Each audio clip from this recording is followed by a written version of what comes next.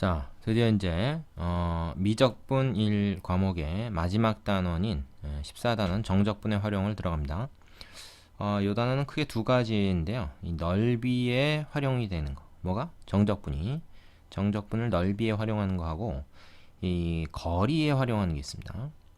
예전에 여기 이제 부피가 더 추가가 돼 있었었는데 그게 빠졌죠. 그래서 뭐 별거 없어요. 그 넓이에 대한 내용이 좀 많습니다. 그리고 이게 더 중요해요. 뭐 거리는 뭐 해보면 뭐 금방 이해가 될 겁니다. 특히 넓이를 이해하고 나면 그걸 가지고 거리를 이해하면 돼요. 그래서 이 넓이 부분을 두 번에 걸쳐서 강의를 하고 거리는 그냥 한 번으로 끝내겠습니다. 세 개만 더 하면 되니까 마무리를 잘 해보자고. 자, 넓이라는 건 어떤 것인가? 곡선과 x축 사이의 넓이. 어떤 곡선 fx가 있을 때 그거와 x축, 그것이 x a부터 b까지의 구간을 잡아서 우리가 이 사이의 넓이를 구한 거. 뭐야 이거? 이게 정적분의 정의 아니었나? 그런데 우리가 그거랑 좀 구분할 필요가 있습니다. 정적분 같은 경우에는 거기에 이제 부호 붙은 넓이라는 게 들어가 있죠. 부호 붙은 넓이.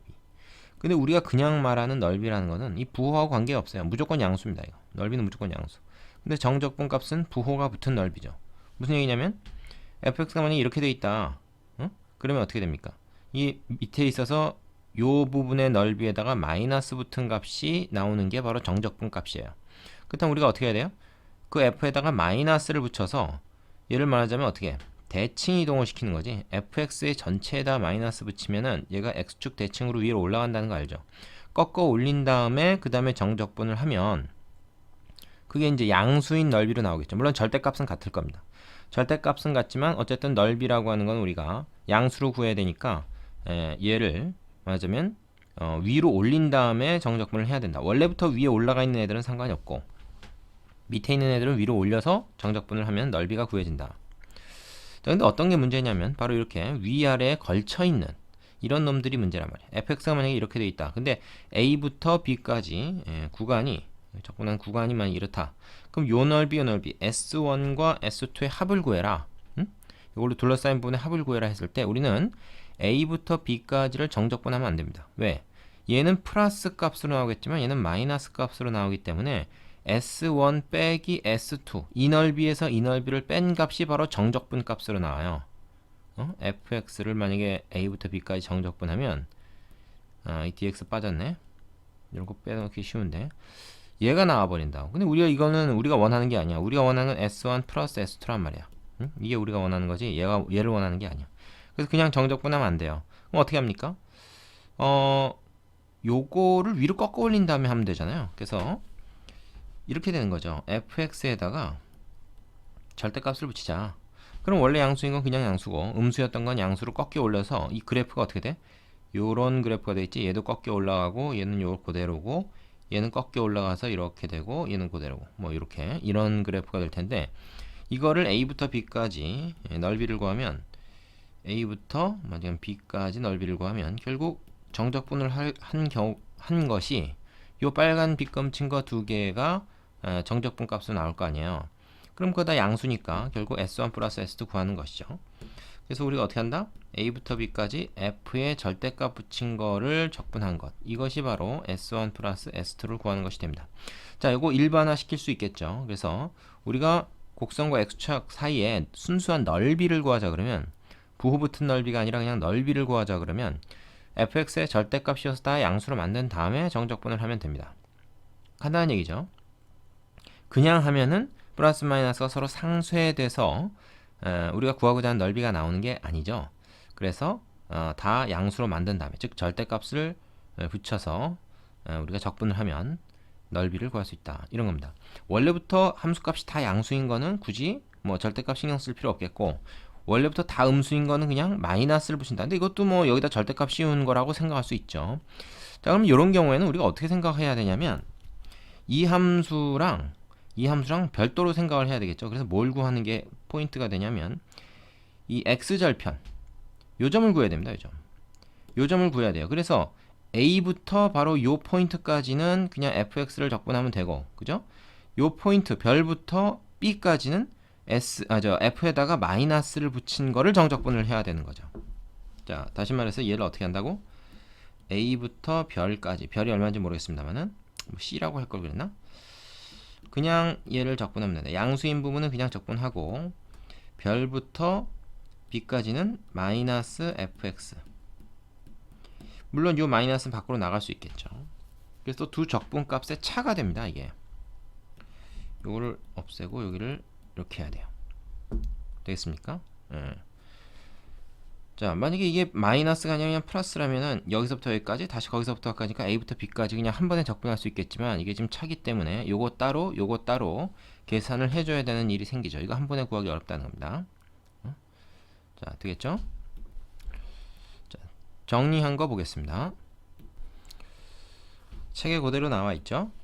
곡선과 x축 사이의 넓이는 함수 fx가 구간 AB에서 연속일 때 곡선 y = fx와 x축 및 두 직선 x = xb로 둘러싸인 도형의 넓이 s는 이렇게 구한다.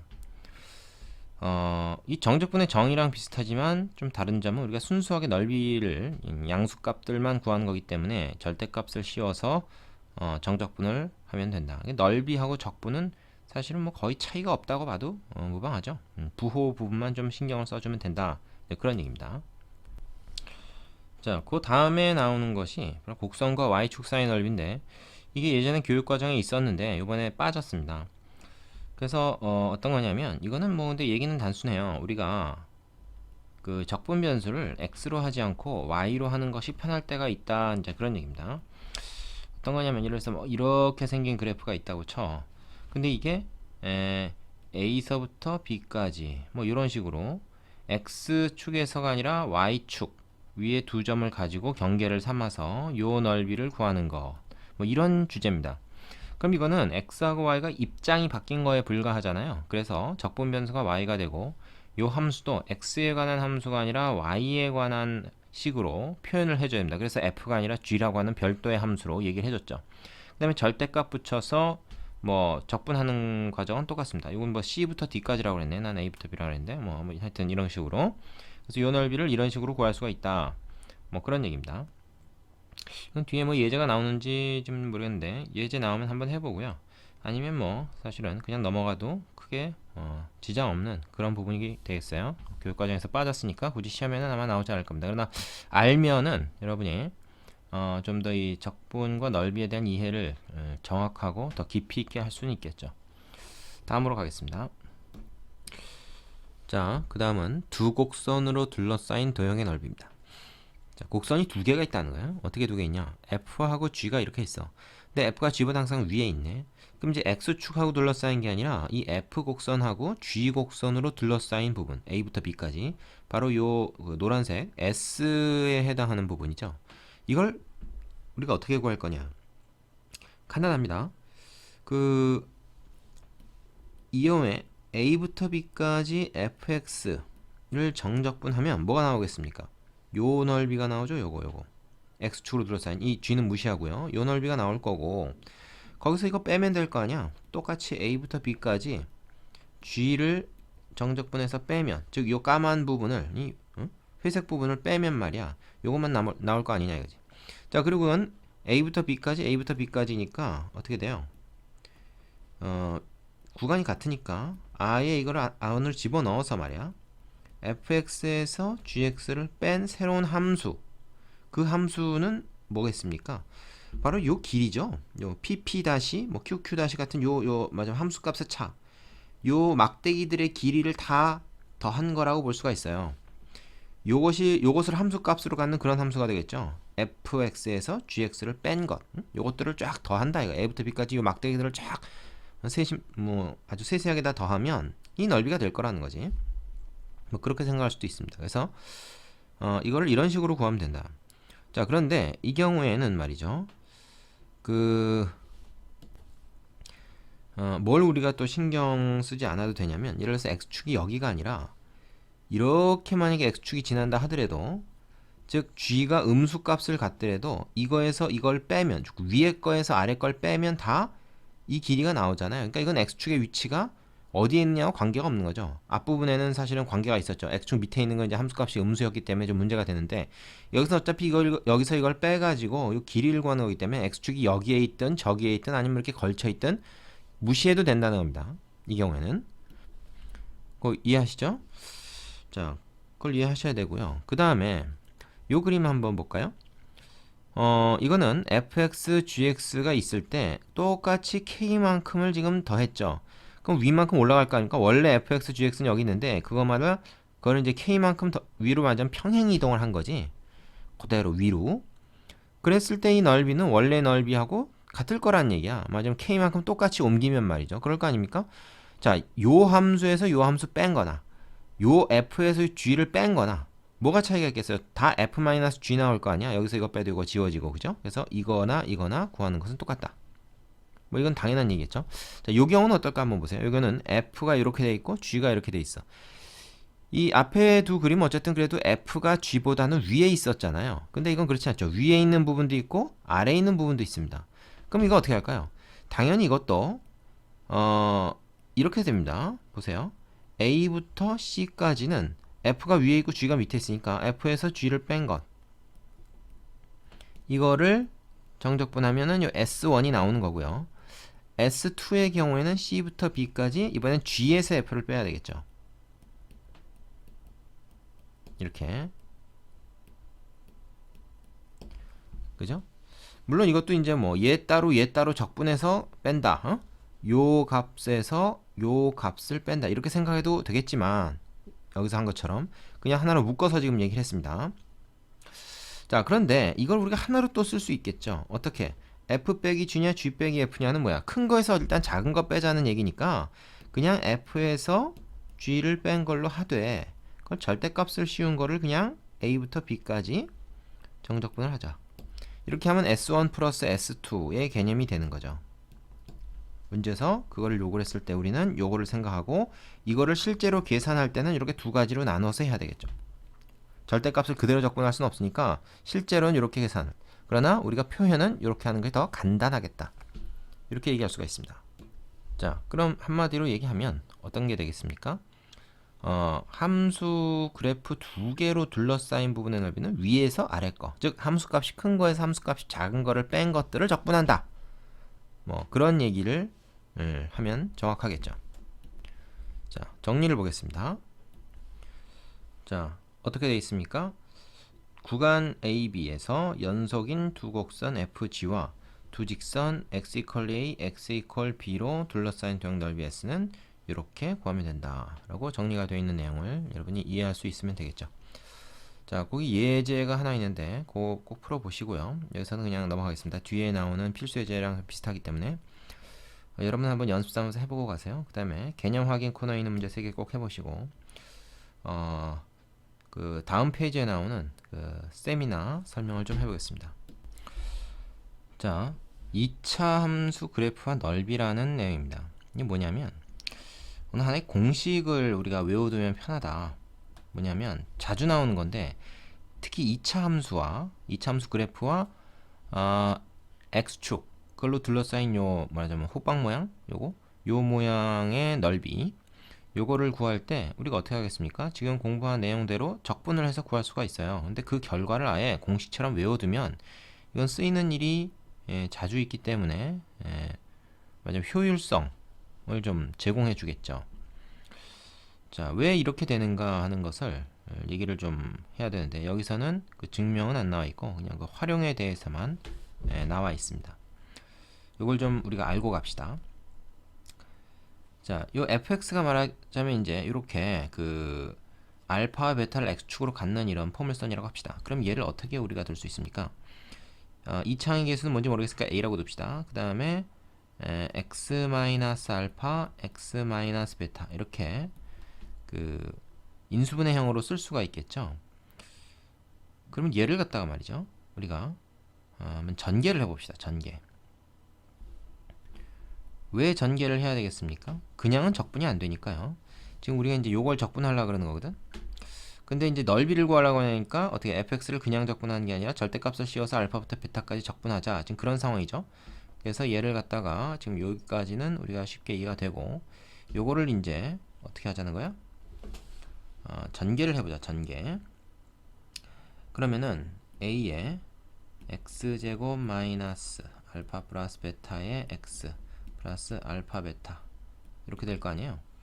그리고 알파부터 베타까지는 얘가 다 지속적으로 음수니까 요거 절대값 기호 없앤 대신 앞에 마이너스 붙여버리면 되겠죠. 구간을 뭐 중간에 따로 또 나누고 할 필요가 없습니다. 자, 이렇게 되겠어요. 여기서 얘가 이렇게 될 테니까. 자, 그럼 이제 이 a 같은 거는 밖으로 끄집어내서 따로 빼고, 그러니까 마이너스 a가 되겠죠. 그 다음에 이 안에 부분을 우리가 적분을 하면 이렇게 될 겁니다. 3분의 1 x 3승, 그죠? 마이너스 2분의 알파 플러스 베타의 x 제곱 될 거고, 플러스 알파 베타 x 이렇게 될 거 아닙니까? 요게 이제 베타 알파 이렇게 들어가죠. 자, 그럼 요거를 베타 따로 쫙 넣어서 정리하고 알파 넣어서 쫙 정리하고 해봤자 어차피 또 같은 차수끼리 정리해야 되니까 베타 알파를 각 항별로 집어넣어서 하는 걸로 계산을 해봅시다. 뭐 그래도 된다 그랬죠. 그럼 얘는 뭐야? 3분의 1에 베타 마이너스 베타 마이너스 알파 아니고 베타 3승 마이너스 알파 3승이죠. 각각 들어가니까. 그 다음에 마이너스 2분의 알파 플러스 베타, 이거에 베타 제곱 마이너스 알파 제곱 이렇게 되죠. 그 다음에 얘는 뭡니까? 플러스 알파 베타 하고 베타 마이너스 알파. 자, 요 식이 돼요.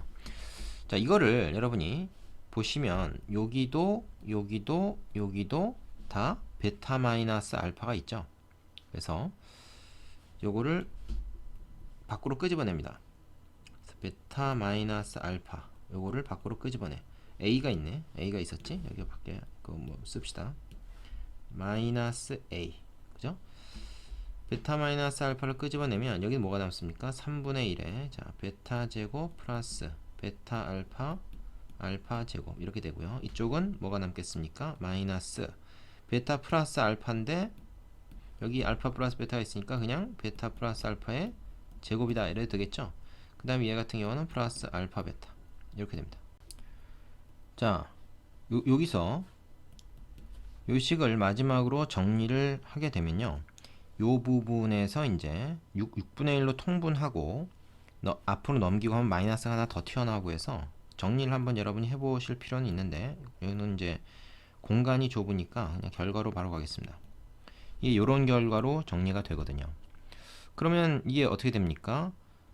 우리가 큰 근을 베타라고 하고 작은 근을 알파라고 이제 여기다 놨으니까 이건 양수가 되고, a는 지금 이 경우에 양수죠. 그리고 전체적으로는 얼마가 되니까 양수가 되는 거죠. 앞에 그래서 우리가 마이너스를 붙였던 게 사실 이거 이제 요게 음수로 나오기 때문에 그 마이너스 붙여서 양수로 만들게 된 거죠. 그럼 이게 이제 양수일 때는 어떻겠습니까?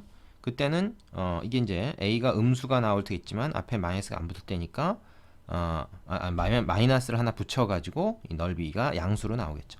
그래서 그거를 한마디로 얘기하자면 그냥 이건 어차피 양수니까 뭐 전체적으로 절대값 씌워도 되지만 a에만 절대값을 붙이면 우리가 넓이라고 얘기할 수 있다는 거예요. 되겠죠? 자, 그래서 요걸 공식으로 외워두자는 겁니다. 요거를 자, 2차 함수가 맞자면 x절편 두 개, 즉 두 근이죠. 2차 방정식의 두 근 알파 베타와 이 곡선 그리고 x축으로 둘러싸인 부분의 넓이를 우리가 구할 때는 굳이 이 정적분 과정을 매번 하지 말고 아예 그 결과를 근해 공식처럼 말이지, 2차 방정식에서 근해 공식처럼 결과를 외워두면 쓰기가 좀 편하겠다. 그래서 6분의 절대값 a 베타 마이너스 알파의 3승 이렇게 외워두자 하는 겁니다. 그 예에 보면 그걸 이용해서 맞바로 그냥 이 넓이를 구해버렸죠. 정적분 뭐 표시만 하고 실제 정적분 과정은 거치지 않고 그냥 공식을 이용해서 구했습니다. 요걸 좀 여러분이 외워두실 필요가 있다는 겁니다. 자, 되셨죠? 그 다음에 나온 내용까지 같이 좀 얘기해 보겠습니다. 자, 지금 한 내용을 알았으면 두 번째 내용은 사실은 자연스럽게 결론이 나올 수가 있어요. 뭐냐면 이 경우에는 fx하고 gx하고 두 개의 이차함수가 나오는데 하나는 아래로 이렇게 볼록하고 하나는 위로 볼록해서 교점이 지금 알파 베타 두 개가 생긴 상황이야.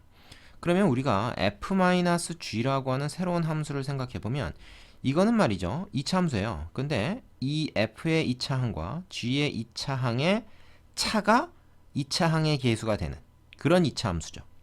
이게 이렇게 양수로 나왔다는 건 f의 그 이차항의 수가 양수고 얘는 이차항의 수가 음수니까 양수에서 음수를 뺐으니까 당연히 양수가 나오는 겁니다.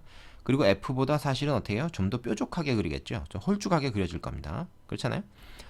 자, 그러면 우리는 요 부분의 넓이를 원래 구하는 건데 이거는 요 막대들의 합이다라고 생각을 하면은 그게 그대로 올라서 요 길이가 되지 않습니까? 막대들이 좀 이게 더 커 보이긴 한다만 그래서 사실 이게 두 개 같은 거예요. 넓이는 모양은 달라도 넓이가 같을 수밖에 없는 겁니다.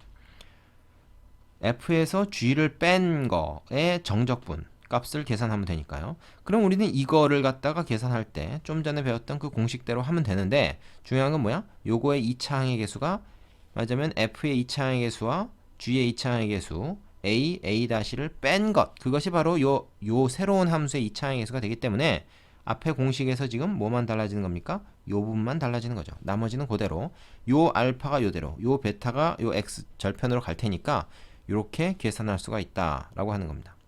요거 이해돼야 됩니다. 별 내용 아니에요.